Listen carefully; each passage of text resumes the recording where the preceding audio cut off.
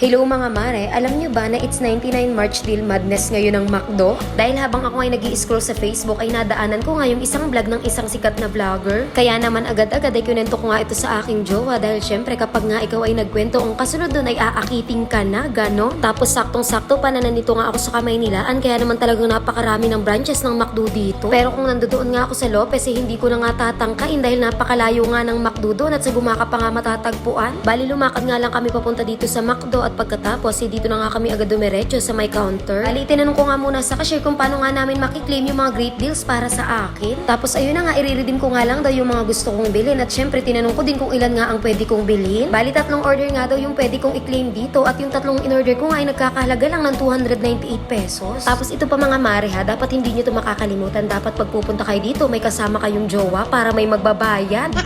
At syempre pagkatapos naming mag-order, umupo na nga muna kami dito sa Gedli at nagkulitan nga muna kami ng sandali. At syempre dahil nga fast food ito, kung kaya't naman mabilis nga lang na-serve yung aming mga in-order. Bali ang in-order ko pala dyan mga mare, isang double cheeseburger na solo. Tapos nag-order din pala ako dyan ng 1-piece chicken with soft drinks na may kasama ng fries. Ito namang jowa ko na nagpipiling diet, ay ang in-order nga lang ay isang BFF na fries. Tapos syempre dahil excited nga ako dito sa double cheeseburger na in-order ko, kaya naman ito muna talagang una kong nilantakan. At alam nyo ba mga mare na halagang 50 pesos lang yung burger na yan, may double patty ka na tapos double nga yung kanyang cheese. Tapos pwede mo nga lang itong maklaim simula March 1 hanggang April 30. Dahil sa akin pagkakabasa, ito nga ay kanilang pa-welcome offer. Tapos syempre bago nga kami umalis sa counter, itinanong ko nga muna dun sa cashier kung magkano nga talaga ang totoong presyo nito. At alam nyo ba mga mare na 122 daw ang presyo nito? O galaw ko mayon, napakalaki nung madi-discount mo, halagang 77 pesos. Uy mali, 72 pala. Sorry naman agad mga mare, hindi tayo kagalingan sa mathematics.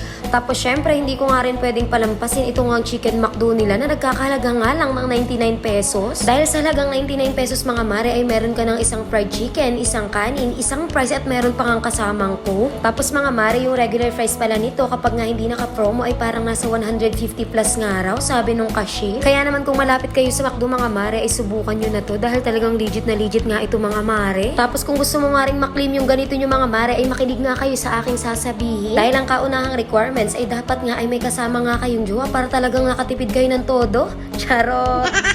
Siyempre joke lang yun mga mare dahil kahit sino nga ay pwede ngang mag-claim nito kahit bata, matanda, may ngipin o wala. Ganon. Kaya talaga sasabihin ko na makinig ka ng maayos dyan ha.